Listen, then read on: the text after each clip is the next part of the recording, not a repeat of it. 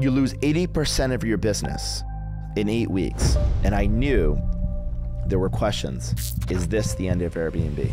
Will Airbnb exist? Brian Chesky, founder and CEO of the $100 billion company Airbnb, one of the most successful and most disruptive companies in the world. Air Bed and Breakfast was just a way to keep paying rent before we came up with the big idea. We did not think Air Bed and Breakfast would be a company where 4 million people a night would use. Don't focus on the mountaintop, focus on the first step. A lot of breakthrough ideas don't seem breakthrough at the time, they seem crazy. People tend to overestimate what they can do in a year and underestimate what they can do in 10 years. 10 years is a profoundly long period of time if you're disciplined and focused. And you can have a small idea, a small dream, and you can build something vast. Airbnb is going to IPO. And then disaster strikes. And the coronavirus emergency. stay at home. stay at home. You lose 80% of your business in 8 weeks. And I knew there were questions. Is this the end of Airbnb? Will Airbnb exist? We had to make some incredibly difficult decisions. So I write this letter to the entire company. Here's what I said. It's hard for you to read that. Yeah, no, I get a little emotional reading that. Why?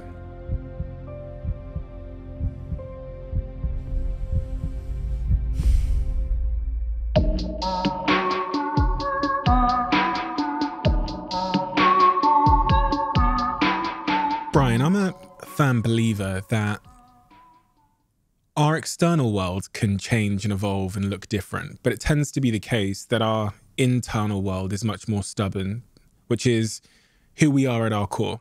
And I also believe that who we are at our core is often shaped by our earliest experiences. That's been supported by a lot of the psychologists I've sat here with. To understand you, the way you think and who you are, I think it's best to first understand that early experience and how it shaped the internal Brian that remains regardless of how everything else in your life has changed. Well, yeah, thank you for having me on. I came from a pretty normal, nondescript background, but in parallel to sports and all the regular things kids had, I had this other interest. And it was a thing that most defined me, and that was that I was an artist. I would be drawing, and I had these pads of paper, and I go through hundreds and hundreds of pages, almost compulsively drawing, both trying to learn how to mimic an environment and reproduce it in reality. And when I was, 10, I could probably draw like an adult. And by the time I was in high school, I could, draw like, probably akin to a professional artist. I loved to design worlds. I wanted to design an escape. And at the age of 17, I decide I'm going to design school. So I've already taken like 100 opportunities in life. And now I'm like, okay, I'm going to do this. I'm not going to be like a politician, a doctor, a lawyer, a astronaut. I'm going to be an artist or a designer. Halfway through freshman year, they tell you to declare a major. What kind of artist and designer? I'm like, I'm still 17. And I got to tell you what type of artist and designer. This guy comes in and he pitches an apartment called industrial design. It just sounded cool, industrial design. And I was like, what is industrial design? And I remember him saying something like, industrial design is the design of everything from a toothbrush to a spaceship and everything in between. To design a physical object, you have to understand 3 dimensions. You can't just design an object, you have to understand how to make the object. If you were a graphic designer, you didn't really have to know how to make anything. I guess you have to know how to print it. But you had to know manufacturing. Well, what kind of materials is it? Are the materials sustainable? Where do you manufacture it? Well, how much is it going to cost? Because how much it's going to cost has implications on how you design it. Well, how much it's going to cost depends on who's the audience. How are you going to market it? You see, when an architect designs a building, no one blames the architect if the office building doesn't get leased out. But in industrial design, you can't design a product, it not sell, and you say it was a good design. I would have never imagined that would have come to use to run a tech company. It turns out industrial design was one of the best educations to run a tech company, but I had no idea I was going to do that. I'm going to walk back through that because there's a couple of words you said across the way that really stuck out to me. The first word you said when you were talking about wanting to design your own worlds is I was trying to design a world that I could escape to. Yes. The use of the word escape is quite a intentional but quite a strong word. What were you trying to escape? Great question. I think I was a very sensitive child. I think I was a very idealistic child. And I think I was trying to escape what one might describe as the numerous challenges of childhood. I think childhood is really hard for people, and I think for me especially, like, I was young, small, undersized. I had trouble fitting in at school. I remember just having a really intense environment. And I remember when I was a kid, I would watch like the ABC where like they were like a Disney, you know, they had this thing called The Wonderful World of Disney, and I would see these old videos of Walt Disney on television from the 80s, but it was from him in the 60s. And he described these like magical worlds. I was just so obsessed with designing a world that was different and better than the one I was in. I just think I had a lot of kind of anxiousness as a kid. And I didn't really feel like I was at home. You know, I felt like I was searching for home. And there's this great Bob Dylan quote. He said, "It took me a long time to find my way home." And I think it did for me as well. I feel like I never found my way home until I was surrounded at school with other creatives. But before that, I was kind of an outsider, and things were very challenging and painful. So am I right in thinking that your desire to design a new world was also a desire to design a home where you might fit? 100%. If you design the world as well, you get to control the world, and you get to... I think I want to design a world that I could live in, that I could fit into, because I probably didn't think I fit quite into the world that I grew up in. Absolutely. That's 100% the case. You said in some of your interviews that you are a hyperactive child. Hyperactive, impulsive, difficulty concentrating. I was never diagnosed with ADHD. Maybe today, if I was growing up, somebody may have said that, but I don't know. But I had an intense energy.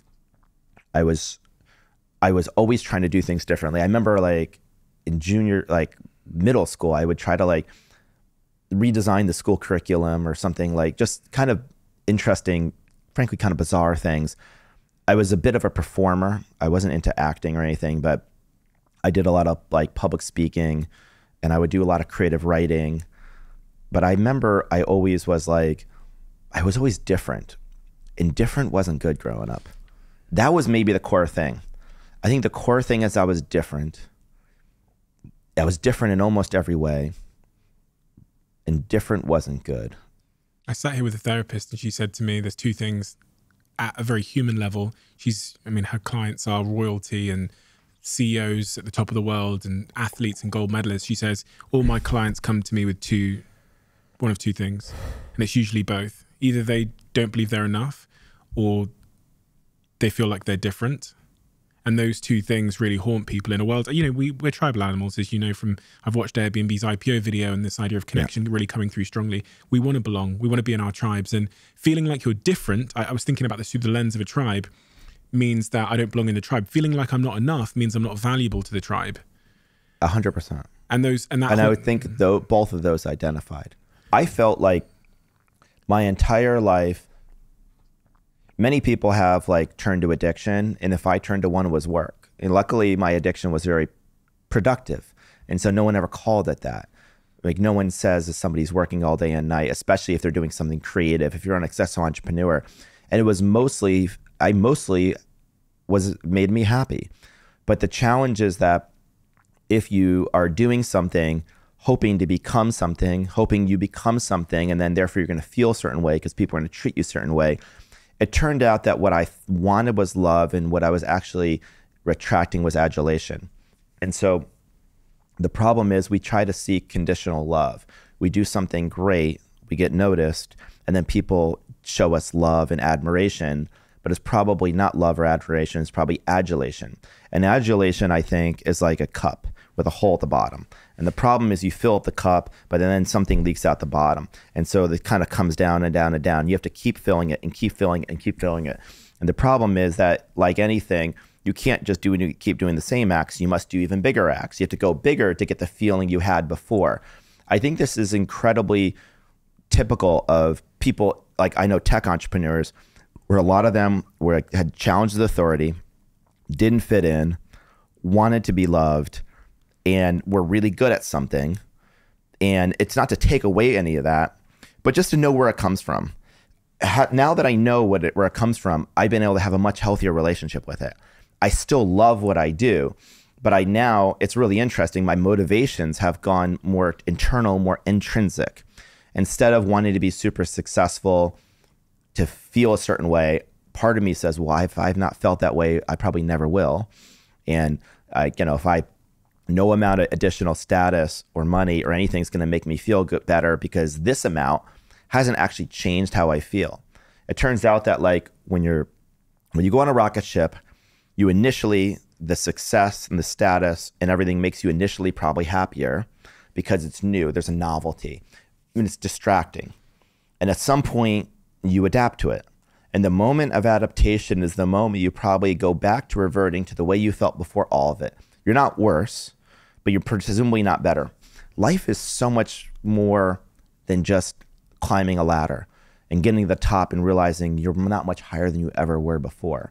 That the world is, you had everything inside of yourself, mostly to be happy before the journey started. And probably what you needed most is purpose. You have that, health, and relationships.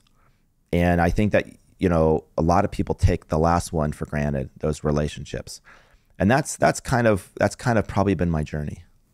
The cost of your addiction to work. In hindsight, you can maybe point at the cost and say, this was something I sacrificed at the expense of happiness because of that addiction to my work. What are those things? Let me first say that it was mostly worth it. Yeah. And so I want to be clear about that I wouldn't have done it dramatically different. It's like the journey of Airbnb, of being able to build Airbnb, has been unbelievable. It's been the great joy of my lifetime. And if people could experience what I had experienced, I would say to them, it would be the most unbelievable ride of a lifetime. And I wouldn't want to change a ton because it's been amazing. But if somebody's listening and they're about to go on this journey, I would forewarn them about some things that no one told me. And no one told me when I started this journey is two things. The first thing is how lonely it would be. And it doesn't have to be, but it's almost like by default. You see, when I started Airbnb, I started with my friends, two of my friends. Then we hired people. And those people, they were employees, but they were also kind of our friends. And this notion that I was the boss and there was a power imbalance, well, we're all broke working at a 3-bedroom apartment. So what does it mean that I'm CEO? That's kind of just a title. And so I felt really connected. We weren't a family, but we were more like a family than a business if it was one or the other. And then as we got successful, then it became more of a corporation. There was a chain of command. There were more boundaries. You started hiring people that had families, and people with families don't hang out with you on nights and weekends. And then it's just it becomes more formal. And that's the moment that your employees become your employees and less your friends. And that gets more and more isolating. And then people start looking at you a little bit differently, and it feels really good, but you can just find yourself working more and more to live up to the responsibility. And you feel like you're never working enough, and you're working 60 hours a week, then 80 hours a week, and 100 hours a week. And you just almost feel guilty any second you're alive and you're not working. And I'm a huge proponent in pouring your life into something. But I think that what I thought was every incremental hour would make me more productive. But it turns out that we need to step away from work. We need to be happy. We need to have some healthy relationships to probably make good decisions. Lonely leaders are probably not the best leaders. And when you're lonely, you're probably less empathetic. Your sense of vigilance is up. You don't necessarily see problems really clearly. You don't have people to bounce ideas off of. When there's a challenge, you can feel like you're alone. You don't have as much resiliency. And so I remember going from being incredibly happy to feeling incredibly isolated, not having been prepared. Now, I was prepared for all the business challenges. People told me what it's like to scale a team, hire executives, but we weren't really well prepared for the psychological and emotional journey that we would go on. That turned out to be some incredibly intense journey. So that was the first thing. The first thing that I didn't know, no one forewarned me about, and that I've now learned is about the lonely journey it can be. And I would just tell people it doesn't have to be lonely. Keep in touch with your friends. Meet other entrepreneurs. Like, you've got to almost fight. The world, as you go on this journey, is going to isolate you into a bubble that's going to completely detach you from reality. And if you're not careful, you can lose a sense of yourself.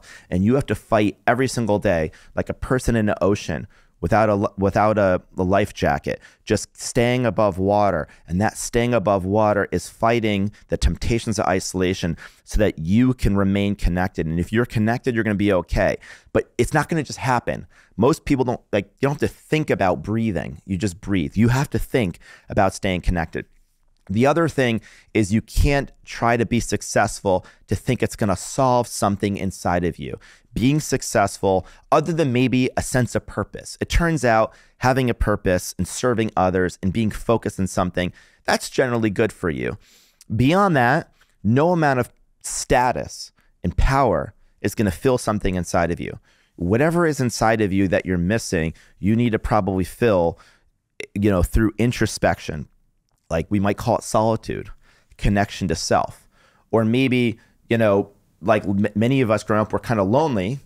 And so we wanted to be loved. So we decided to pursue these things so that people would be connected to us. But then by working, we're just lonelier, more and more isolated. In fact, maybe the thing we had to do the entire time was reach out and bring people in. Maybe that was the thing we were missing. And that was probably what happened with me. If you could talk into Brian's ear in October 2007, when you were 26 years old and you arrived in San Francisco, and you could say, Brian, listen, here are some practical things I'm going to do. Here's how I'm going to change your schedule for the next 10, 15 years. I'm going to add 1 extra hour of something to your schedule every week. What would that 1 hour be? It's completely obvious to me that I would make time for the people I love. Who is that? I would start with my family, especially my sister. I'm now really close to her, but through a bunch of the Airbnb journey, we would go weeks without talking.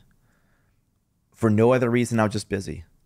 And and there's this paradox that when you go on this crazy journey like I do, a lot of people don't reach out to you because they're afraid to reach out to you because they think they're bothering you. But you're so busy that you're dealing with inbound from the business that if no one, you're just reacting all the time. So if your friends don't reach out to you, you're not going to reach out to them because you're just reacting to everything. And they're like, well, they're so busy. If they want to talk to me, they reach out to me. You see how you end up in this drift and drift and drift? I would have stayed connected to my high school friends. I have high school friends I now do an annual trip with. Some of them I didn't talk to for almost 20 years. I graduate, I didn't keep in touch with them. It's one of the great regrets I have. I had college friends that I lived with after RISD, but every year as I went on my Airbnb journey, we talked less and less and less, and I drifted more and more away. And I could go down the list. I had this thing I talked about it once before, but it was 2021.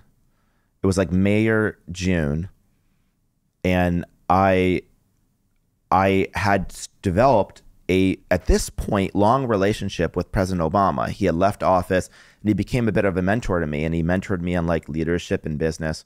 And at one point, he took a personal interest in me. And I remember I was single, got out of a relationship, and I kind of felt lonely. And I remember telling him, I think I need to be in another relationship. And he said, I don't think you yet need to be in a relationship. I think what you need are friends. And I thought to myself, but I have friends. What do you mean? But then he explained that he had these 15 people in his life, many of them before, mostly before he was president. And they were totally connected. And I realized I had all these people in my life, But if I call them first, they go, what's going on? Like, what's new with you? And I have to get them all up to speed in my life. And if you have someone in your life where if you were to call them or text them, you have to get them up to speed, then you're not connected. People you're connected to are already up to speed.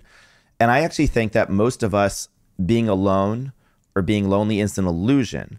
Or maybe the illusion is that like people don't love us. And the fact is we have all these people, but we're not reaching out to them. And they're also not reaching out to us. And everyone's waiting for someone else to take some initiative.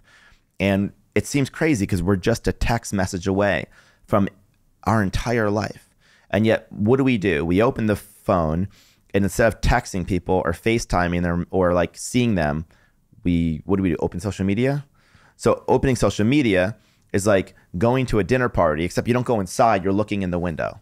And, you know, like it's great if it's a way station to meet people, but if you're just look in the window and that's your social life, then you're going to feel really sad. So knock on the door and walk in and start talking to people, start hanging out. So that would be the thing I would do.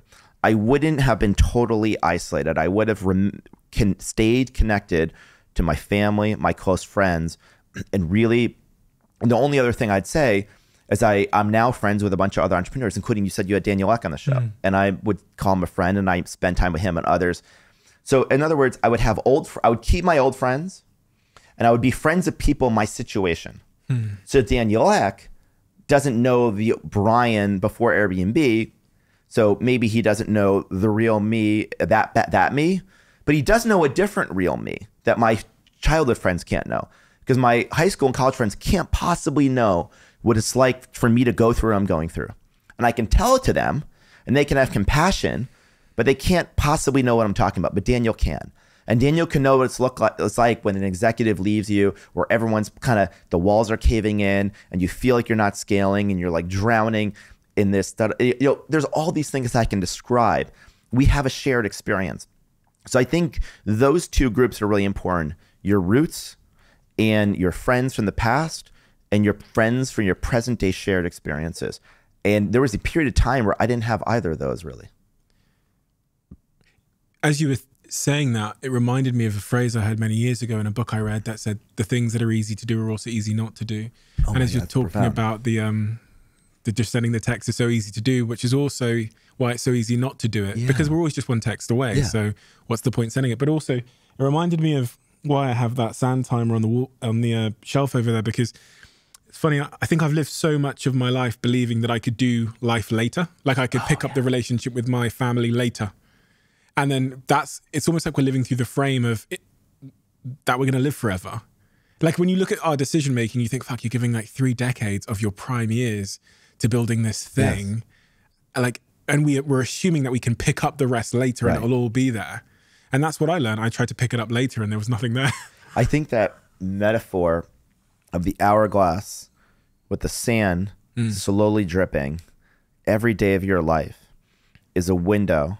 And every day that window gets a little narrower and a little narrower and a little narrower.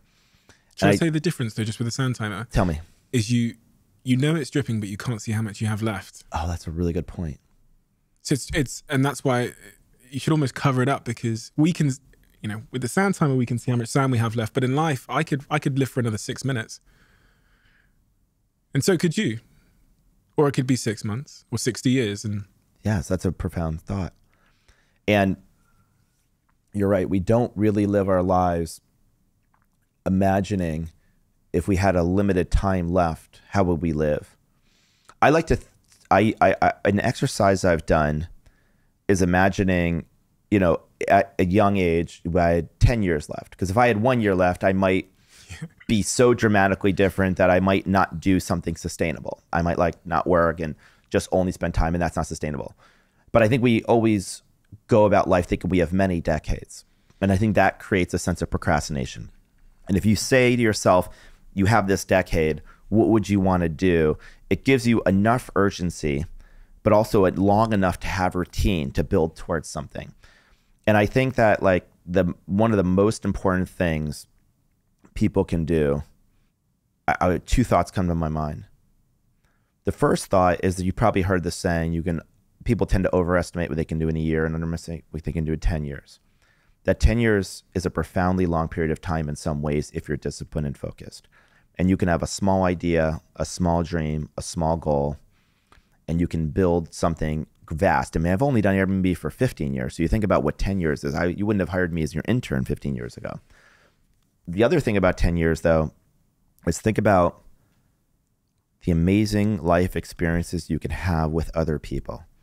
And I think life is about experiences, but the best experiences are the ones you share with other people. Like on Airbnb, 80% of our trips are with other travelers. Like 80% of people travel with other people.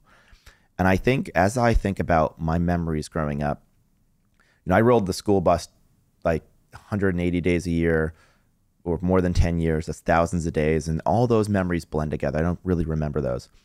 But I remember basically every vacation I've ever taken.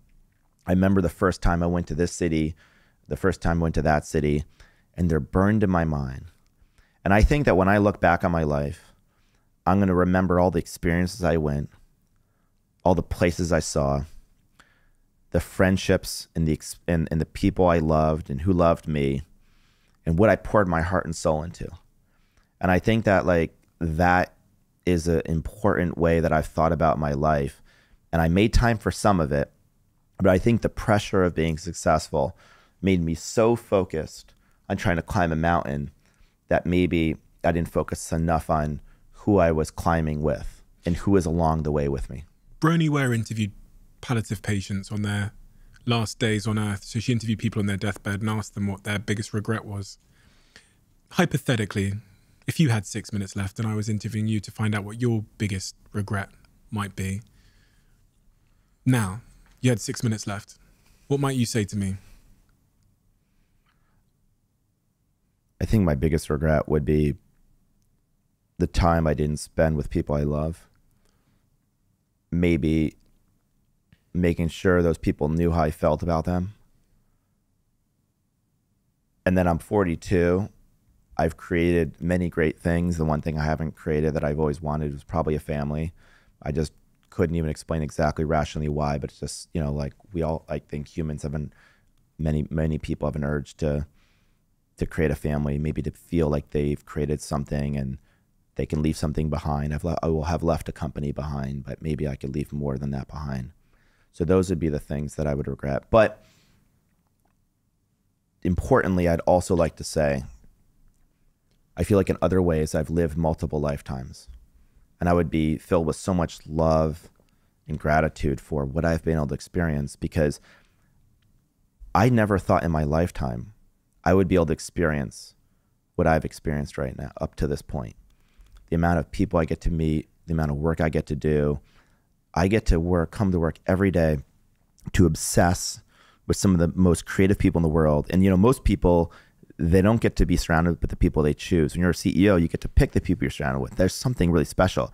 And I've gotten to select some of the most creative, kind, compassionate, intensely driven people in the world, making some things that I'm so proud of that have affected millions of people's lives. So, but I tend to think we regret the things we didn't do, not the things we did do. And I think we tend to regret, the people we didn't spend time with, the people we loved that we didn't tell, or the people we, could have met and didn't. I think this is fascinating. I looked at the back end of our YouTube channel and it says that since this channel started, 69.9% of you that watch it frequently haven't yet hit the subscribe button. So I have a favor to ask you. If you've ever watched this channel and enjoyed the content, if you're enjoying this episode right now, please could I ask a small favor? Please hit the subscribe button. Helps this channel more than I can explain. And I promise if you do that, to return the favor, we will make this show better and better and better and better and better. That's a promise I'm willing to make you if you hit the subscribe button. Do we have a deal? There's sacrifice involved in everyone's journey, especially when it's a great journey. And you were talking about being, I think, 25 years old when Walt Disney inspired you. Yeah.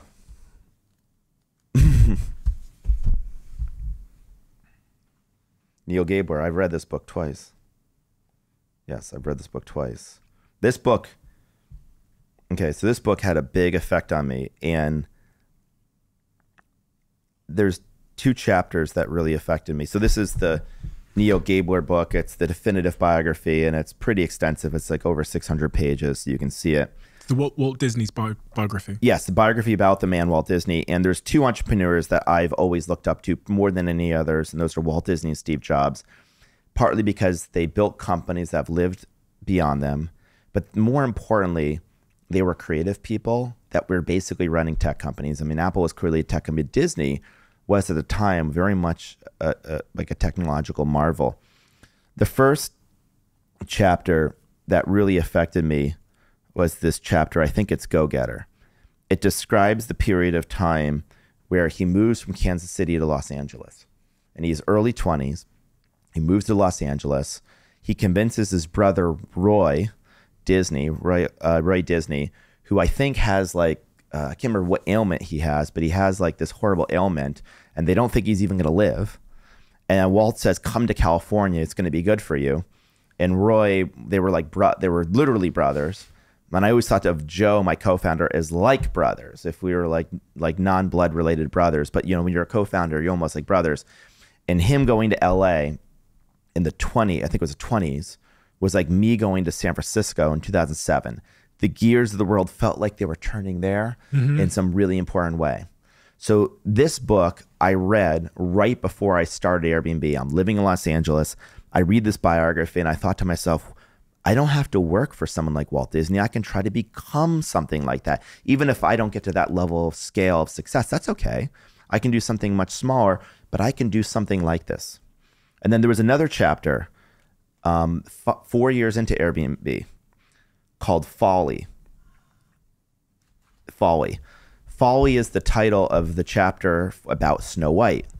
And they called it Folly because they named it Disney's Folly.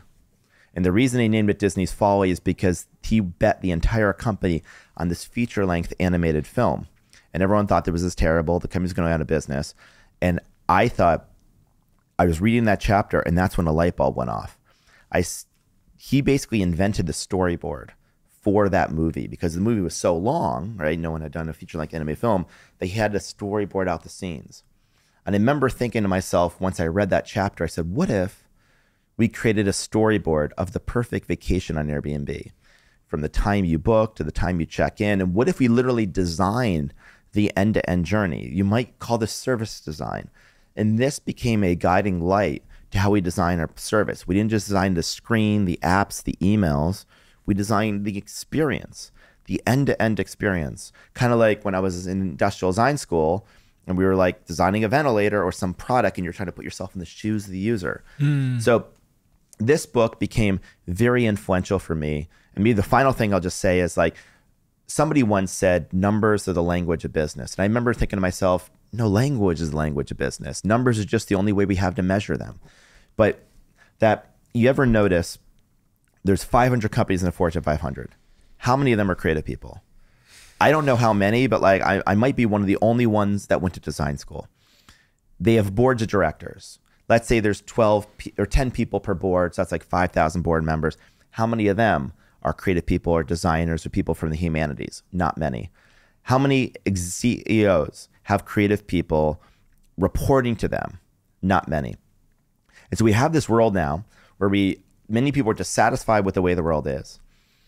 We are often given two bad options. We tend to be fighting zero sum when we could imagine something better, but we don't have a lot of people in positions of power that can take creative leaps of the imagination and really understand how to design something better that we're in right now. And I think creativity is kind of being systematically squashed from maybe corporate America. You know, Pablo Picasso said, it took me 4 years to learn to paint like Raphael, but a lifetime to learn to paint like a child. I think that childhood curiosity is something that creative people are able to typically, I think, hold on to. And I think that's being a little bit lost. And what I loved about Walt Disney, and I also liked about Steve Jobs, was that since they were truly creative people that had truly creative companies, they empowered them and they had an intuition. They didn't just paint the company by numbers. And that's the kind of company I've always tried to do. I've had this dream of creating one of the most creative places on earth, like Disney or Apple. We may not get there, but at least we'll have the ideal. I want to talk about that moment where creativity won out over what a CFO or the numbers might say. But taking a step back to that, something else you said there, which is kind of alluded to this idea of creating for yourself being the path forward to creating for others. And I saw that it's actually one of the big things as an entrepreneur I've taken away from the Airbnb story, that you don't have to sit there and think about what a million people want in a product. You just have to solve a problem for like you and your best friend, Yes. and you can build an amazing business out of that. And that's really like the genesis of Airbnb. If you go right back to even and that's the name. almost every company in the world, by the way. Almost Really? every company in the world. Maybe enterprise companies are not that. People have this thing. People forget. Take any giant company in the world. Nothing large started large. They always started small. It started with a few people, one or a few people, and many times they were making something that looked like a toy. It looked like a hobby. I remember one of my first investors said, Brian, don't worry about people stealing your idea, because if it's any good, everyone will dismiss it. Everyone will dismiss it. Everyone will dismiss it. It turns out that a lot of breakthrough ideas don't seem breakthrough at the time. They seem crazy, or they seem unserious, or they seem like hobbies. They seem something small. Airbnb, we did not design a way for millions of people to stay in homes. Airbnb started one weekend. It was October 2007. A design conference is coming to San Francisco. All the hotels are sold out. And we had this idea. We said, well, what if we just turned our house into a bed and breakfast for the design conference? We can make enough rent. I think I actually have that email. Oh, yeah, you have the email that Joe sent me. Yeah, you have the email that Joe sent me. And So that's I thought of a way to make a few bucks, turning our place into a designer's bed and breakfast, offering young designers who come into town a place to crash during the 4-day weekend. This is September 22nd, 2007. We thought we were just creating a way to create a bed and breakfast for the conference. Unfortunately, we didn't have any beds, but Joe had air beds. We pulled the air beds out of the closet and we called it airbedandbreakfast.com. Now, I can assure you, we did not think Air Bed and Breakfast would be a company where 3-4 million people a night would use to sleep in. We did not think I'd be doing podcasts and I'd be a giant public company. We thought it was going to be a way for 3 people one weekend to stay in our apartment, sleep on some air beds, pay us money. We'd have a cool weekend adventure and we'd go about our lives. And the funny thing is, we thought it would pay the rent while Joe and I at the time, thought of the big idea. We kept talking about the big idea.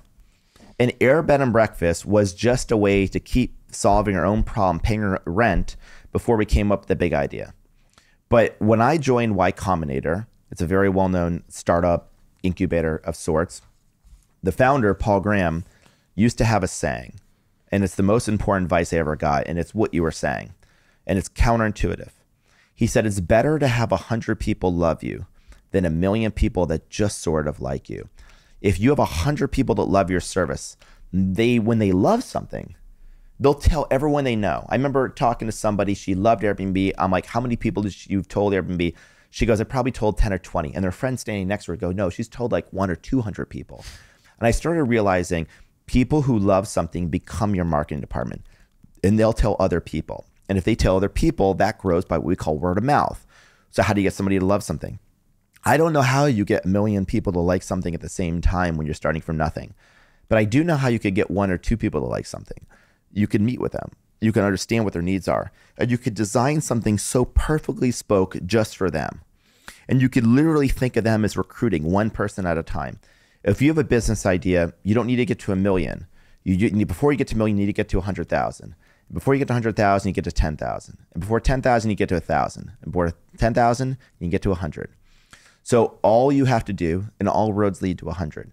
Don't focus on the mountaintop. Focus on the first step. Don't focus on 1 million. Focus just on 100. And as you do that, you make the problem small and manageable. Because 1 million has to build systems, and you start developing complexities you can't deal with. So all you got to do is get to 100. Once you get to 100, now you get to 1,000.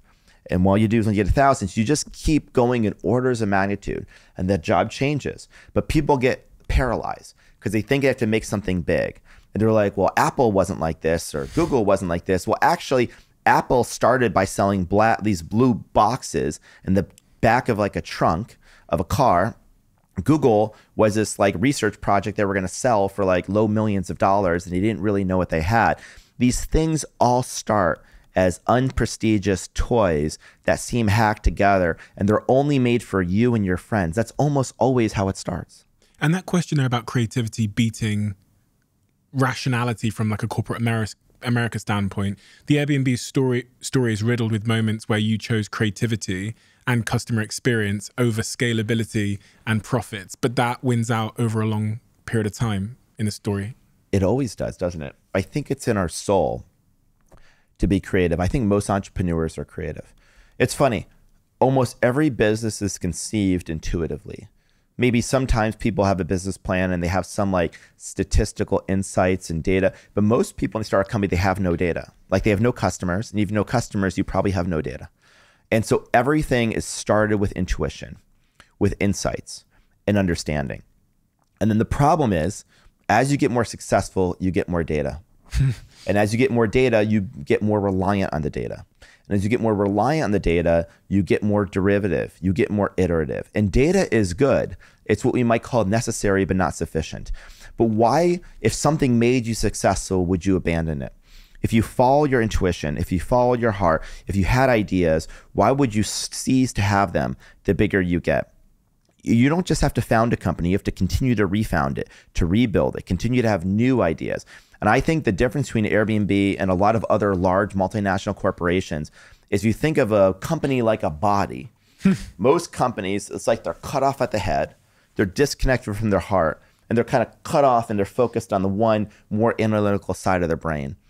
I think what most companies need is more creativity and maybe a little more heart and soul. Most people at companies are loving, well-meaning people. They just don't act that way. You know, like the HR and legal departments are mostly really good people, but the departments sometimes work where the groups overly defer to these groups.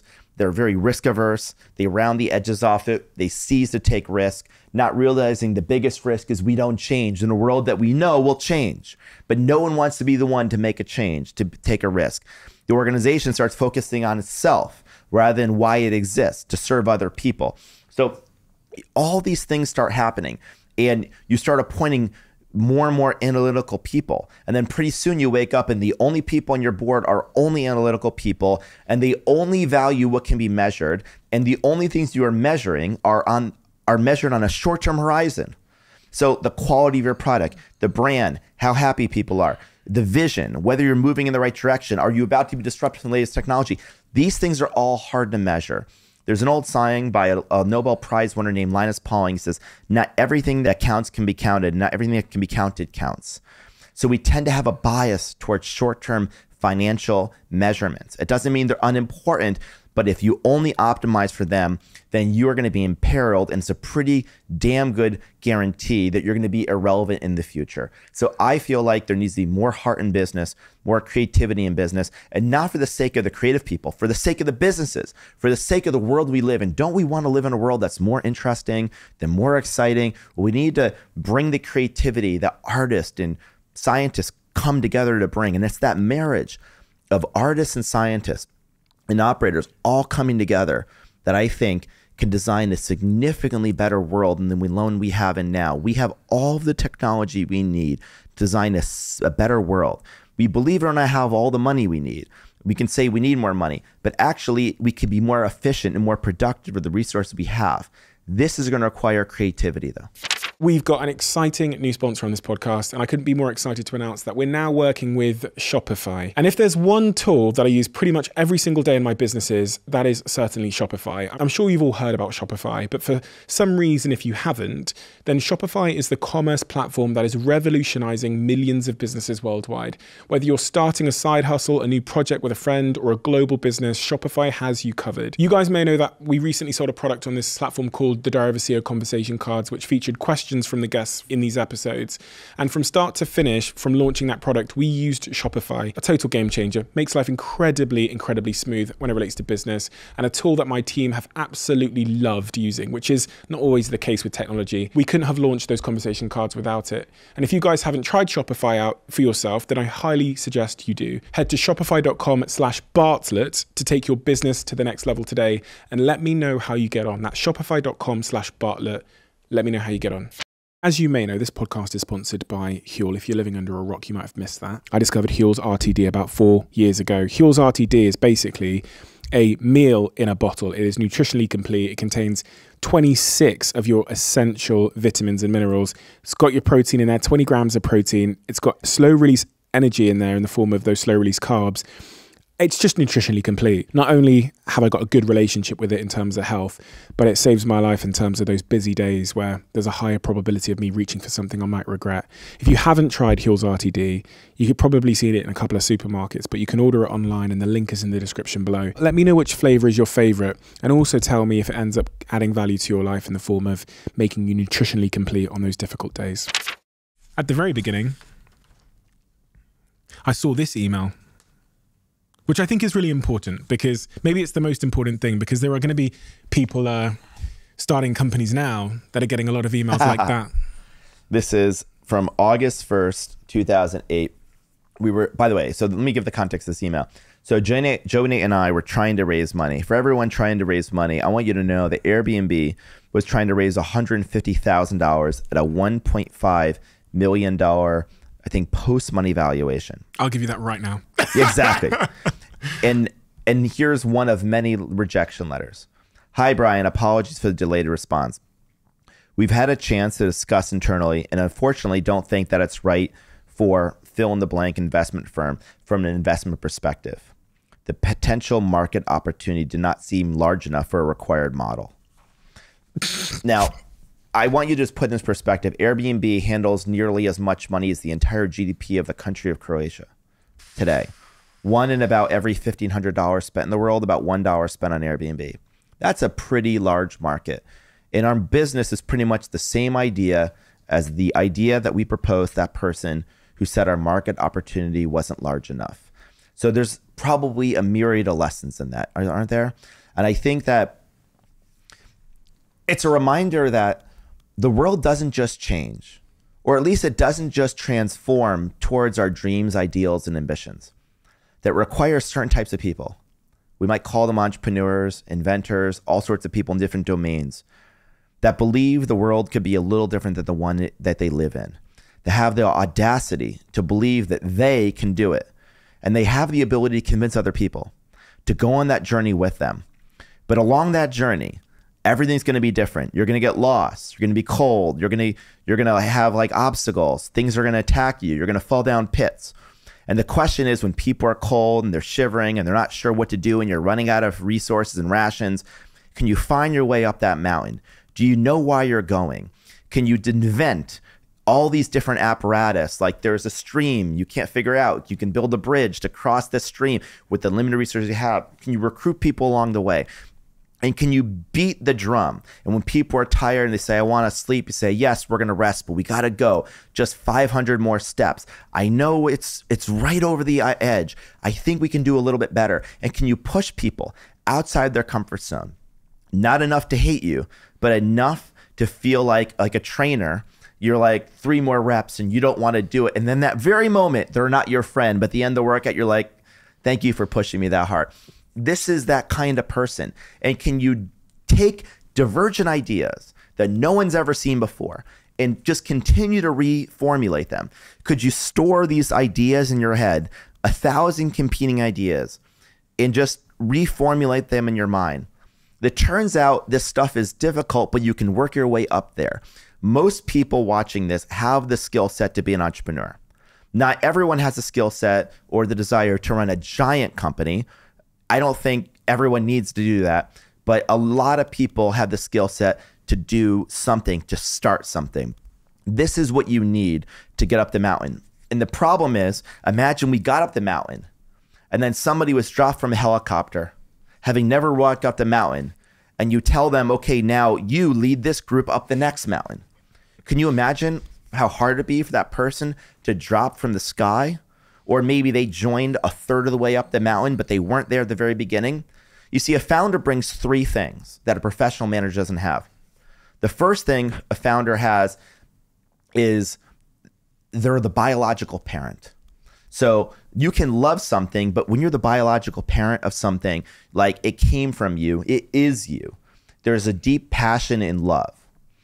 The second thing a founder has is they have the permission, right? Like I can't tell another child what to do, but if they were my child, I probably could. I have the permission. And so you have a permission. I could rebrand the company, and a professional manager would probably come and say, I can't do that. But I know how we named it. I know how we branded it. So you know what you can change. And the third thing that a founder brings is you built it. So you know how to rebuild it. You know the freezing temperature of a company.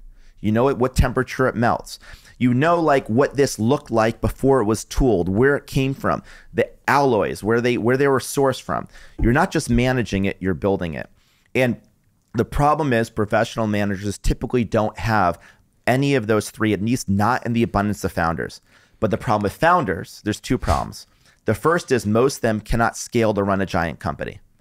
And even if they do, the last problem is they don't live forever. And companies, great companies, usually want to live longer than humans do. And so therefore, you end up with the inevitable challenge that Disney and Steve Jobs had, which is succession planning. And actually, both of them died prematurely, and maybe Steve prepared more than Walt did. And that's the last step of the journey. But I think there's something really special about founders and founder-led companies. And I think that if you want the world to change, we need more entrepreneurs. We need more founders. If you want to empower more women, you should make more women entrepreneurs. If you want to lift up more economies around the world, you should lift up entrepreneurs in those economies. It's one of the greatest ways to create wealth, to change the world, and to just change the trajectory of society. So powerful, Brian. It made me think about what Steve Jobs did leave behind. And that's maybe where the word culture comes in. Because I would have bet against Apple surviving and flourishing in the wake of Steve Jobs' passing, because Steve was so special. But he clearly left a set of enduring principles behind. Culture. You know, I spoke to Daniel Ek, as you said, is a friend of yours. He said to me, 20 years old, didn't care about culture. 30 years old, didn't know what it was. At 40 years old, I think company culture and team culture is the most important thing. When you think about culture, how important is that? What is it? How does one go about creating it? It's funny you asked this question, because last week I sent an email to the entire company, to all 6,000 people. And my email was about culture and why it's important and what it is. Can I read you a portion of it? What a privilege. So the context of the email is I hired a head of people and culture, like a different name for HR. Jonah and I have always believed that you must design the culture you want. Otherwise, it'll be designed for you, and you might not like what emerges.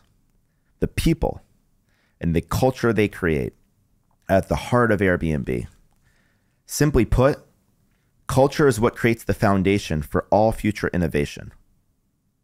In the long run, the culture is the most important thing you will ever design, because it's the engine that designs everything else. All good designs start with a vision. And I want working at Airbnb to feel like working at the world's largest startup. I believe we can grow into one of the largest companies in the world without feeling large. A company that's still run like a startup, with the best people in every discipline collaborating at high speeds with intense focus, all while maintaining minimal bureaucracy and communication layers. And to make this happen, we're going to reimagine the HR function, because too many companies have lost sight of what HR was originally designed to do, reducing it to merely an administrative function. Yet at its core, HR is about people and culture, and it's one of the most strategic functions within a company. That's why we don't call it HR, because it should be about bringing out the very best in people. Most of all, I want us to feel like we're building one of the most creative places on earth. A company that brings together some of the best people of our generation to dream up new products and services that capture the world's imagination. A place where years from now, people would say, if I was alive during that time, that's where I would have wanted to work. I literally wrote that email last week about culture. It's so incredible. It's so incredible because, yeah, the greatest leaders that I've met all arrive at the same conclusion about culture. Even if it takes them 10 years or 20 years or whatever, they arrive there. The question, though, because so many CEOs could send that email. Yes. Right? Everyone could just, they just heard Brian say it, so they copy and paste and send it to their team. The question is, how do you actually create that? It's so great. So big, huge insight here, okay? I used to think you talk about the culture and you talk about how important it is. And you write out a list of, well, what is your culture? Well, our culture are a bunch of principles or values we live by. So, well, what makes us most unique? Let's do a session. Let's write out a list of our values. Now let's tell everyone the values. Let's print them on the walls. Let's have people repeat them. Let's keep telling people culture is important. And that stuff can help a little bit, but it's not how you build culture. So let me give you a few thoughts. Your culture is the shared way you do things. And often they're based on lessons you've learned. And the lessons you tend to remember the most are the ones that are seared in you. They come from trials and tribulations, from your most difficult times. It's the way you rise to the occasion in the face of adversity. Your culture is the behaviors of the leaders that get mimicked all the way down every single person. Your culture is every time you choose to hire someone, every time you choose to fire someone, every time you choose to promote somebody. It's the way everyone does everything. And the way a leader designs the culture is not by writing out a list of values. It's by basically leading by example every single day and taking a survey of every single thing happening and constantly shaping it, pruning it like a gardener. And you don't just allow the culture to happen. You design the culture. You have an idea of what you want to do. And you're just constantly getting this group together.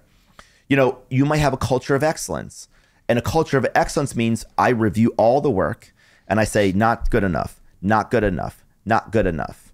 And eventually I could not join the meeting, but people know what I'd say. They'd say, it's not good enough. This is our standard. And the moment I cannot be in the room and the same action happens as if I was in the room, that's the moment it goes from management to culture. So it's like a golf swing. To teach a golf swing, you got to probably, I don't play golf, but the instructor has to watch the person. And at some point, the person learns how to swing a golf swing without the instructor there. That's the difference between management and culture. And culture is something that people learn. They develop these shared instincts. And it's so important because it's your ultimate intellectual property, not your technology, not your recipes, not your exclusive contract vendor relationships. The way you know how to do something.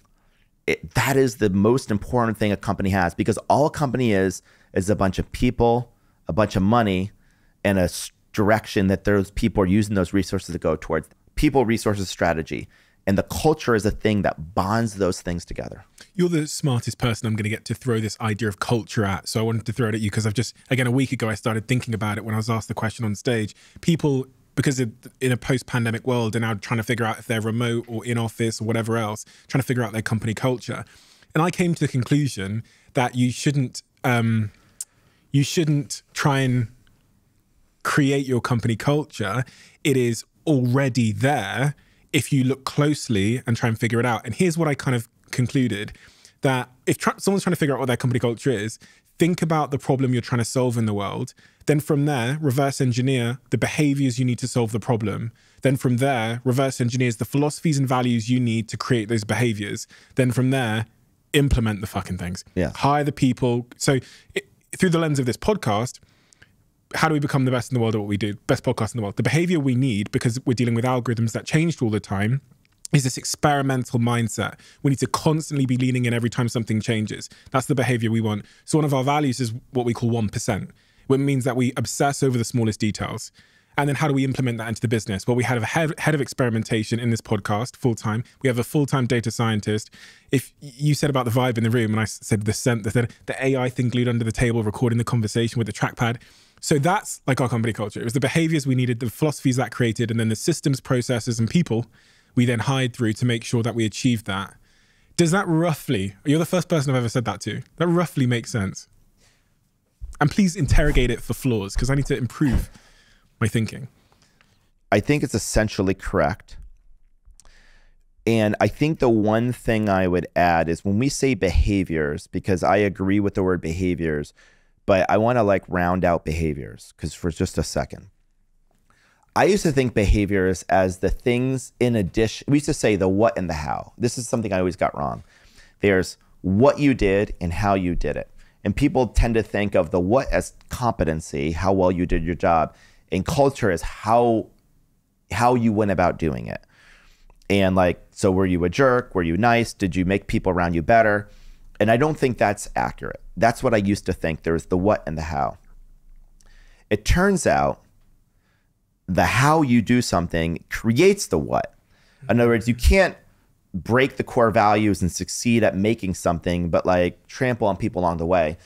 Your values, your culture is how you do something. So for example, let me take our example. Like we don't even really have codified core values. We have old codified core values, but like our culture is at its strongest when it's just like one shared consciousness. So the best cultures is one shared consciousness where everything in your head, everything you care about is permeated throughout the people, and they can finish your sentences, and people would do in a room without you what they would do if you were there. And that's when you create this collective consciousness.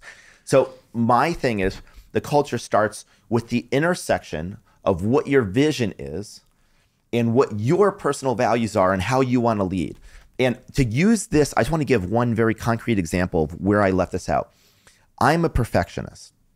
If people who work for me will watch, they'd actually laugh because that's kind of like a classic understatement. I want every part of the product to be perfect. I want our product to be perfectly designed. I want it to look like one person designed it, completely cohesive. I obsess over simplicity. I want to make sure that it's about reducing something to its essence. I want there to be this sense of heart and imagination. And the problem was the way we were running the company, I was running it the way I thought everyone else wanted to work. And they wanted to work in autonomous, separate groups and divisions. They wanted to do lots of experimentation. And for me, I like to be creative and experimental, but I not want to do micro experimental optimizations for software. Because what that meant, let me use an analogy. Let's say we're making a car. One team is experimenting on the tires, and then another team's experimenting on the wheels. But it turns out those two things don't fit together. And they fit together, they invent this new wheel. Now it's got to fit on a bigger car body.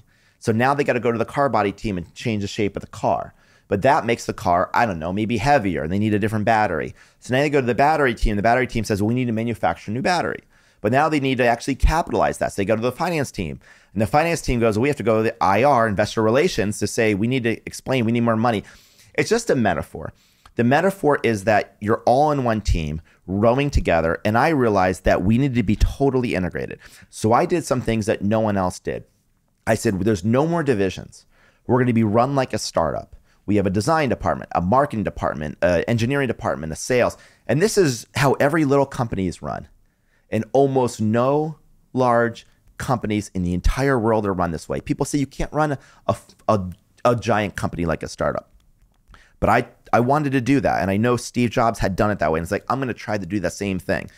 The next thing is people tend to do measurement when you get really big. And you do small tactical micro optimizations, but then you tend to bias towards performance marketing, towards AdWords, towards small optimizations, and you don't take big creative leaps because big creative leaps require the entire company to organize, work together. You don't obsess over things you can't measure, and it's hard to measure quality. If this pixel's off, if that doesn't feel quite right, if this thing's complicated, it may be hard to measure, so maybe that doesn't matter. I said, no, that matters. That's our culture. And somebody once said, but we can't measure the impact. I said, that's exactly why it's our values. Because our culture and our values are we do something when nobody notices and we can't even measure it. And we don't even know if it works. But the reason we do it is because that's what we believe. It's like, like this table, we want it to be a certain sheen. But I can't prove to you that more people want to sit in this room. But I want it that way. It matters to me. I always joke to people, the most important customer is yourself. You have to love it because real artists want to sign their name to work. And you have to be willing to sign your name in the bottom right corner of that thing to make it perfect. So this is just a metaphor. So it starts at you, your values. And then the last thing is your behaviors. Those behaviors aren't just how you act and behave. It's your capabilities. It's how you make something. And maybe like your values are we're constantly trying new things. And that has to be rigorously detailed and documented. And I think you want to show by example. And I tend to skip level, work with a team and watch them and keep meeting them. I meet every team in the company that works on projects that I see. I meet them either every week, every 2 weeks, or every 4 weeks. And I have them show work. It's like watching a golf swing. I'm the chief editor or the orchestra conductor. I don't push decision-making down. I pull it in. By pushing making decision down, I'm pushing the company to be fragmented. By pulling decision-making in, it's like a solar system. The planets are coming closer to the sun. And at some point, we're all one collective consciousness. We're totally integrated. We can row in the same direction. And we all have the same values. Every single thing you care about in your head as a leader, your culture is as strong as everyone else caring as much as you do about every one of those things. They may never be a carbon copy. Individuality is good. But the further away from you, usually it's like carbon copy of a carbon copy of a carbon copy. And so I think your job as a leader is to flatten the organization, to make people feel as close as possible to you. By feeling close to you, they're going to be close to the values because you as a leader, you are the values. And then disaster strikes. And then disaster strikes. And then, you know what? When disaster strikes, whatever you do in your darkest hour, that becomes your culture. Because your culture, people think is the perks, the yoga, the free food. No, culture is like when everyone said, you know, you were going to fail in your darkest hour, when you didn't know how to get out of the situation, when, you know, you were in this incredibly difficult position. Maybe you're in a difficult negotiation. Maybe you're about to run out of money. Maybe you're in this horrible situation with a competitor. Whatever you do in that difficult, or in our case, a pandemic, and you're about to go public, and you're working on one of the biggest IPOs ever at that point, and then suddenly you lose 80% of your business in 8 weeks. That's what you lost. 80% of our business, and we had a business larger. We were our gross sales were probably higher than Starbucks. I think at that time was $35 billion. I think Starbucks is like 25, 30 billion. So this is gross sales through the platform, gross revenue, gross booking value. When a company that big loses 80% of its business in 8 weeks, it's like an 18-wheeler going 80 miles an hour and slamming on the brakes. Nothing really good comes out of that situation, at least not initially. Was that your darkest hour? 100%. It was so dark, at least professionally. I mean, my darkest personal hour, I'll talk about in a second, but my darkest professional moment was, I remember there were news articles. Is this the end of Airbnb? Will Airbnb exist? And this is 8 weeks after we were preparing for one of the highest IPOs ever. How could we go from this noun and a verb used all over the world to suddenly people were worrying, will we even survive? And I knew there were probably some questions. Not only could we survive, but could I, Brian, lead us through this? I think no one doubted I knew how to build this. I did. I mean, that happened. But was I enough of an adult and a grown-up and a leader to be able to manage through a crisis? And that crisis occurred on March 15th. That's when the world shut down, the Ides of March. And I remember holding an emergency board meeting. And I remember there was a quote by Andy Grove. He's one of the founders of Intel, I believe. And he said, bad companies are destroyed by a crisis. Good companies survive a crisis.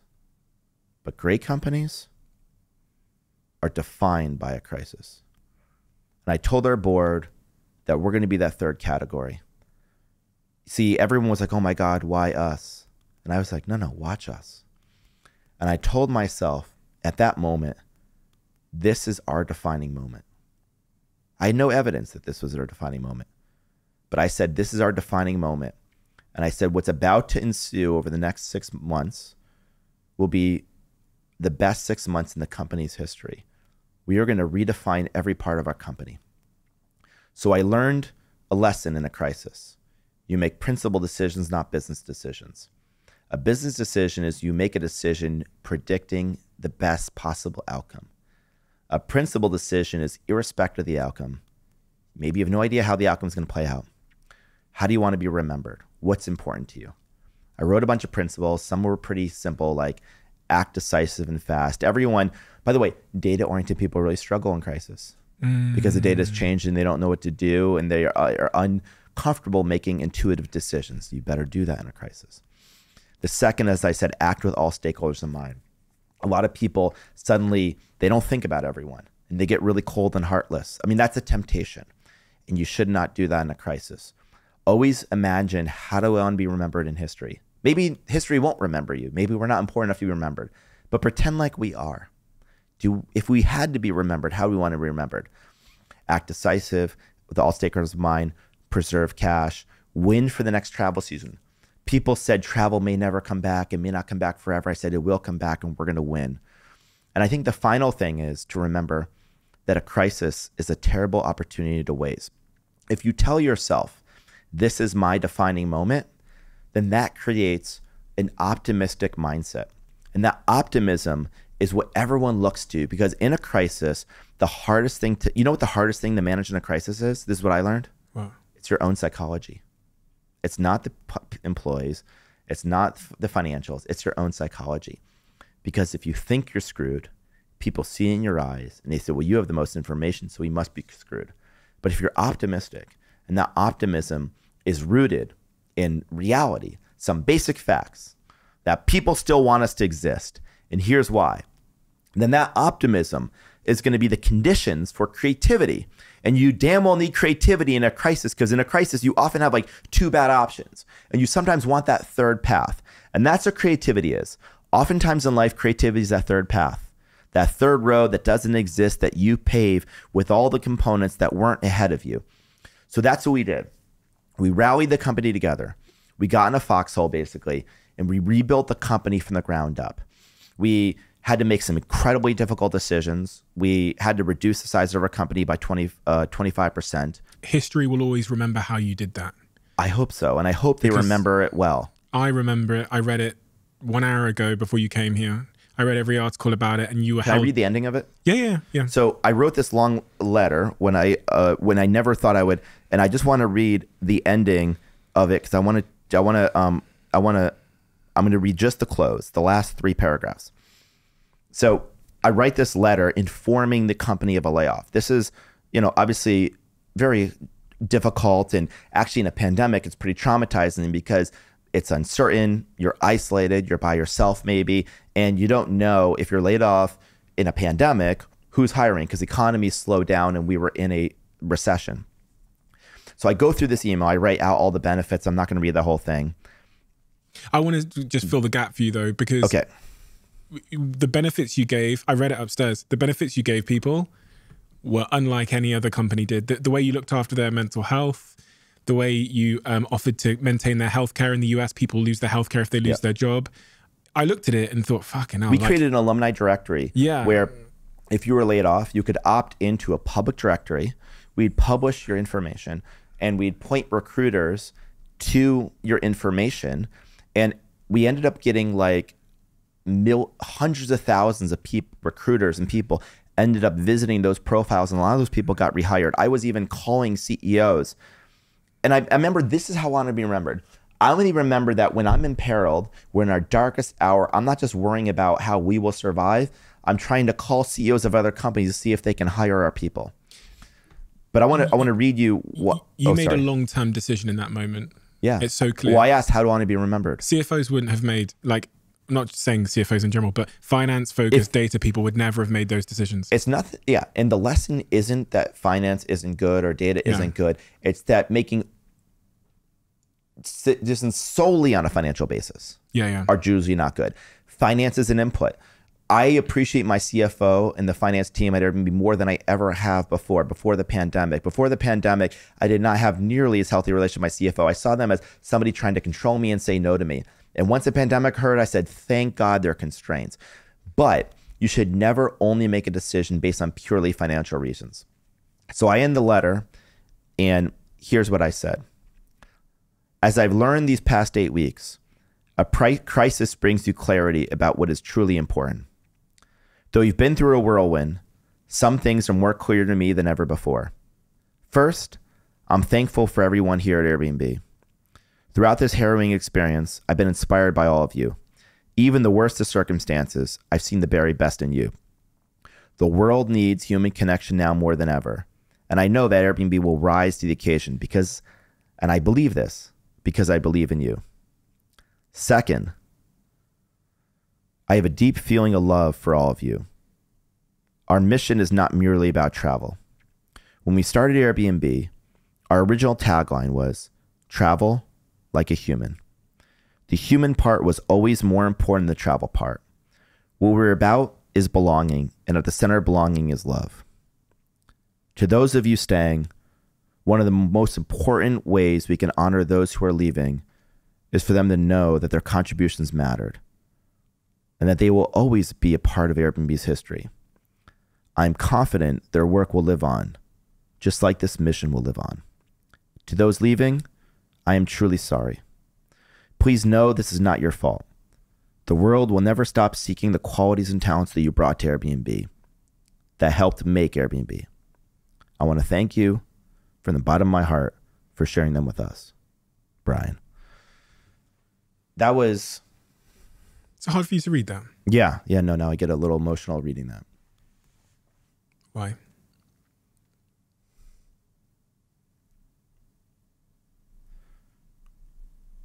Because of the thing I said, I had a deep feeling of love for all of them, and even the ones I hadn't met. Like, I knew them through the work, and I knew how much sacrifice they made. You know, the burden you have when you're a leader and you say, we should do this thing. And it turns out somebody actually does that thing. And that person who does that thing, they might sacrifice personally so that you can do that thing. And maybe you know them and you develop a deep bond. But if you don't know them, they know you. And they develop a deep bond for you. And then in the darkest of hours, in your dark hour, it's their dark hour, and you tell them that we can't be together anymore. And that's difficult. And imagine breaking up with somebody. Now imagine breaking up with 2,500 people or 2,000 people. It's very difficult. And I sometimes some people think don't get emotionally involved. It clouds your decision making. I would say the opposite. I say get as emotionally involved as possible so you understand the consequent decisions, and now try to make a decision, but seeing the entire picture, the emotions, the financials, the strategy. You're a whole person. Bring all of it into the place. That letter was one of the most defining moments of my life, in my career, and something remarkable happened right after that letter. I got hundreds of thank you letters from people who were laid off. It was the most unexpected, one of the most unexpected things in my life. And I think what they were thanking me for wasn't just the benefits we gave. I did say something. I said, we have great people in other companies, be lucky to have them. In other words, people had, even when they got laid off, had to have dignity. And dignity required me to elevate them and remind people that these people are really good. And if I said they're really good, other people might want to hire them. And the last thing is that I think many people just thanked me because they felt like we had created a very special place, that had a special place in their heart. And many of them said, we still want Airbnb to exist because there's no company quite like it. It doesn't mean we're better than everyone else, but it means, like every person, we're a little bit different. There's something different about us. And those that left, that remained at Airbnb, I think after that letter, I think they came to work even harder. And something happened after that. Those that remained, 4,900 of us, against all odds, on Zoom, in the middle of a pandemic, we rebuild the company from the ground up. We reorganize every part of the company. We rebuild all the products. We redo how we do marketing. Then something miraculous happens. Our business starts recovering because people start getting in cars and staying in Airbnbs like a tank of gas away. And then our bankers who put our IPO on hold say, you should dust off the S1. And then we decide to go public. And we go public at a valuation that probably valued us at $48-50 billion. And by the time, within an hour of opening, we're $100 billion. And a huge amount of the text messages, emails I got weren't just current employees, were former employees. Some of the ones that were laid off or people I had been along the journey with. It was the most unbelievable 7 or 8 months of my life. And by the end of it, I remember saying, I think I was 39 at that point. I said, I'm 39 going on 59 because I've lived like 20 years this year. And I think that's the moment I really grew up. How did you feel in that moment? Your company's worth $100 billion. It's IPO'd. How does it feel? I had a lot of feelings, mostly great feelings and some sadness. Sadness. A little bit. I'd say it was 70% pride and exaltation and sense of accomplishment. And I think why is, I think, obvious. I think the more insightful thing is that I wasn't sad in the IPO or post. I was mostly happy, but I had 20-30% sadness in a part of me. And it emerged after the high of the IPO started going down. And then I went about my daily life because the IPO was December 10th and December 17th and December 20th and January 1st and January 10th. And you know what happened? The thing that shocked me was my life day to day was exactly like it was before the IPO. It was as if nothing had happened. The IPO and us being a public company mostly existed in my head as a consciousness. Yes, we were now public, and yes, we now had a quarterly earnings report, but like I'd wake up on Monday and nothing was really different. And the point of the story is that if your goal was to be public, so you could say you're a public company CEO, you made people all this money, you became a public. It's kind of like saying, I became a doctor. I won this gold star. I did this thing. These things have merit. They're great to accumulate, but they're not going to fill you the way you think they will. The thing that's going to fill you is not what you achieve. It's going to be what you do every single day. If you do things you love and you surround yourself with people you love, you're probably going to be happy as long as you don't take those things for granted. And if you isolate yourself doing things that are painful or you don't love, or you do, but along the way, you don't make time for people that you love, then you might not be happy. Why is this so simple? I don't know, but that seems to be the case. You talked about your professional low moment being the pandemic. Your personal low moment over the last 15 years? This leads into it, after the IPO. Because 2020 was 24/7. And it was the weirdest thing. In 2020, I would get a lot of condolence messages before the IPO, like before when we were down and out. Mm-hmm. I would get condolences. I'm so sorry. I feel for you. And people felt bad for me. But I wasn't unhappy at that point. I was on adrenaline. I was working 24/7. And I wasn't at least professionally lonely because 24/7, I was in constant contact. I'm on the phone with my board members, my executive team, my employees. I'm on this rush. I have a purpose.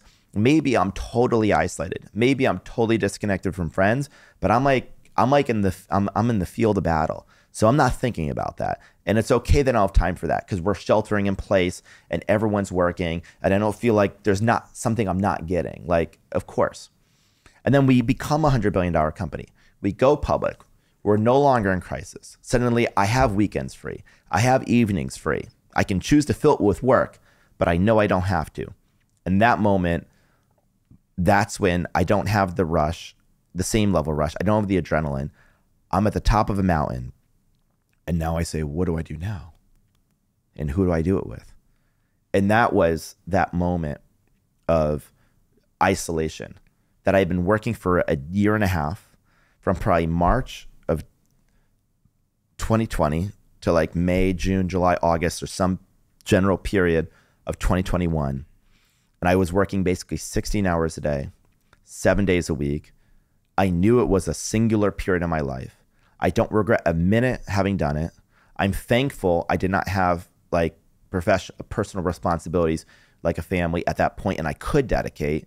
I don't want to do that again if I don't have to. but I wouldn't do anything different about that period of my life.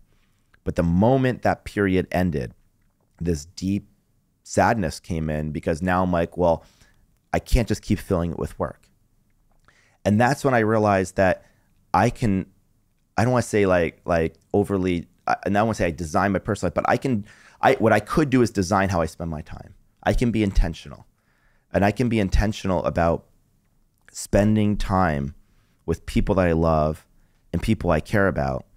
And that's when I started reaching back out to people. And that became the beginning of everything that changed how I felt personally. How are you doing on that front, on the personal front? I still struggle with it.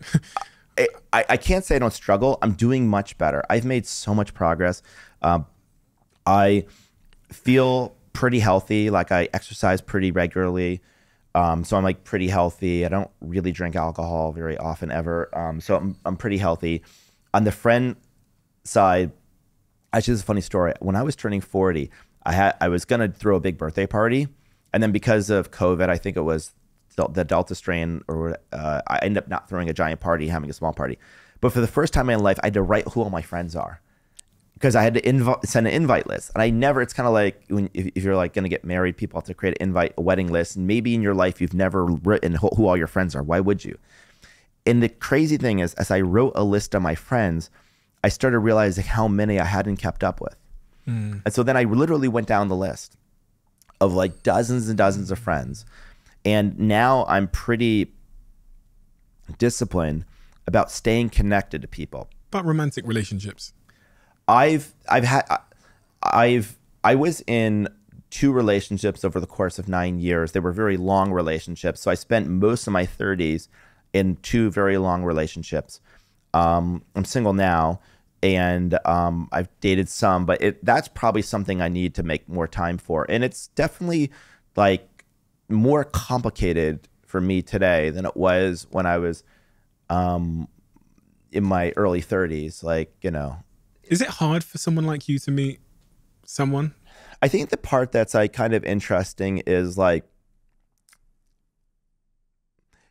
yes and no. I think you have a lot of, like, you encounter a lot of people and you have a lot of access, but at the same time, like, you know, there's a pretty big infrastructure around me, and my life is like pretty structured and organized, and there's not maybe as much spontaneity.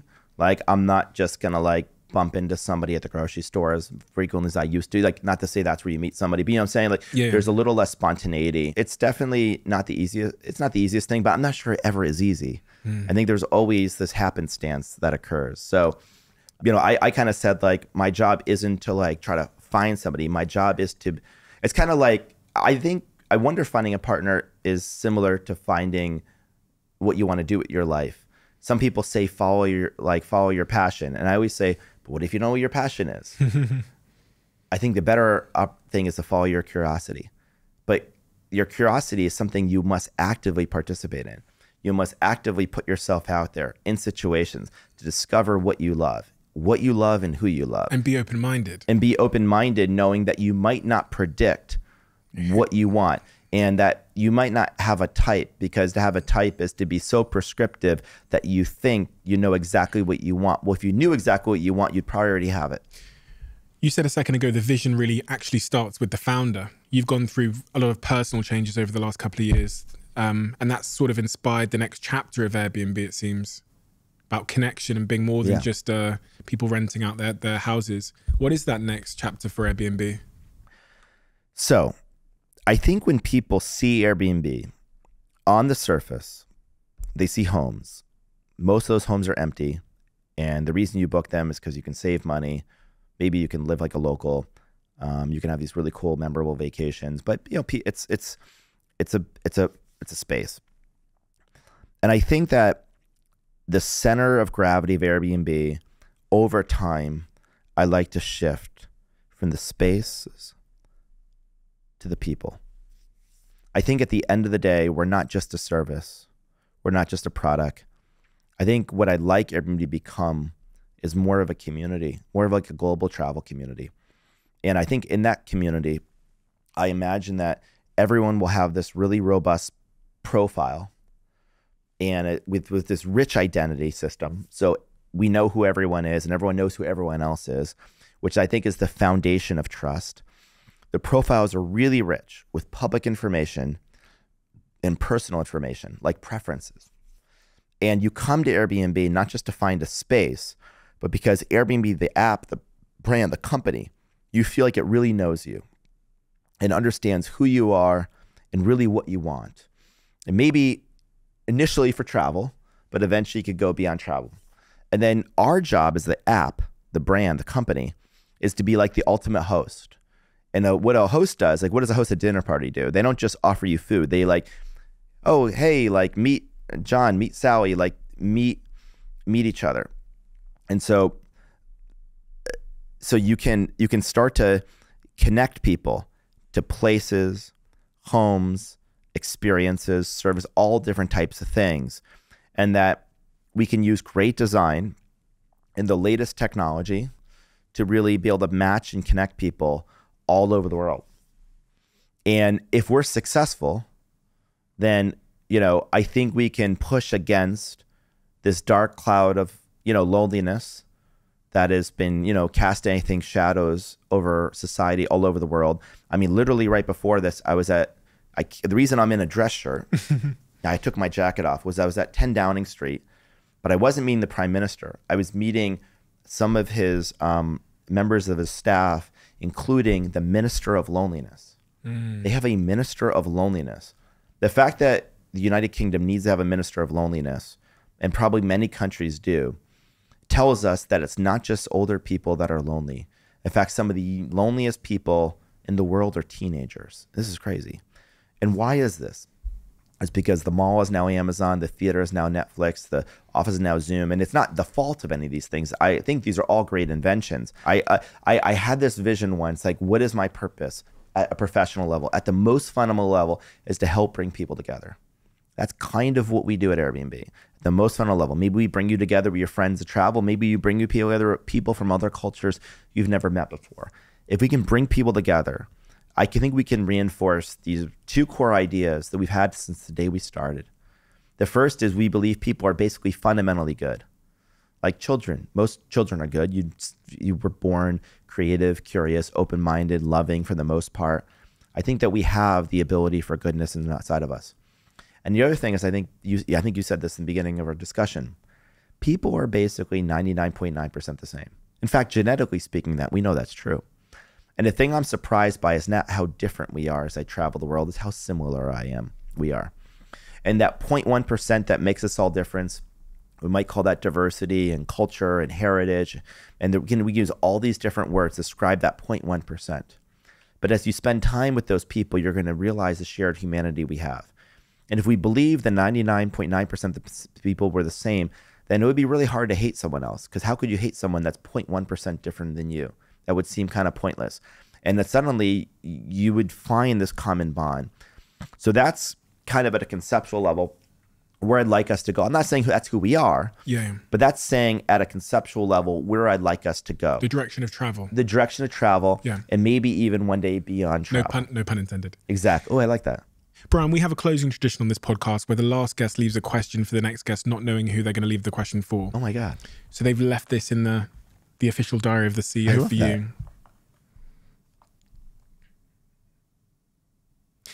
There's a question we are often asked that we usually gloss over or lie about on a frequent basis. Will you answer this question and answer it honestly? The question is, how are you?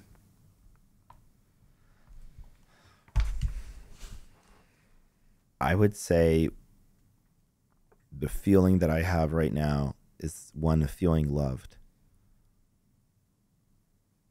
Because the last, this journey I've been on has been so intense. And by the way, this isn't the first podcast I talked about this stuff. I was on a couple others. And after I started talking about this, I had a lot of people in my life who I love who reached out to me, and it's been a basis for some connections.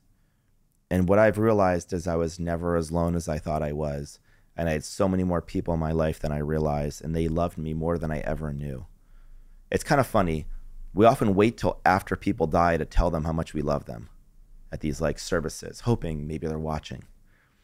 And sometimes there's a reminder that we should tell them how we feel about them while they're still alive. And I've gotten the benefit of people telling me that. And I've been able to tell them that I had a cold, and sometimes I have these temporary feelings of, oh, I'm a little bit like a little tired here and there. But those feelings come and go. And the feelings that stick with you are like really basic feelings. And I think the most important feeling that I have is love. And I make my best decisions when I'm feeling that, because that love is like the light. And it's like a true North Star. And that's how I'm feeling right now. And also, the more I think about it, the more I let it in, the better it feels, and the more it's true.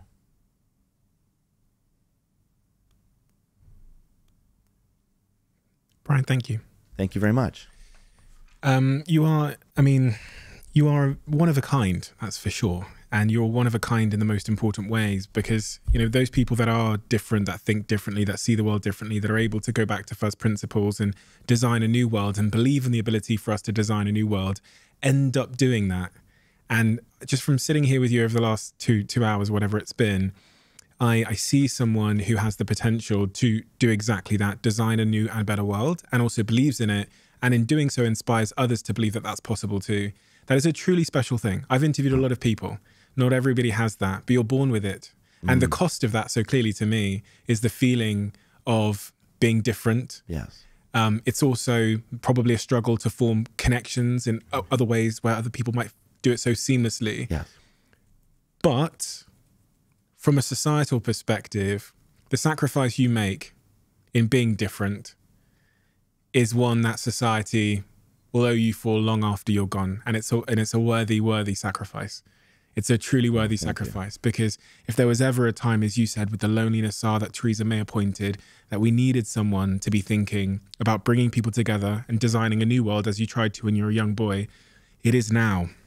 So thank you. Well, thank you so much for having me here. This has been an incredible conversation.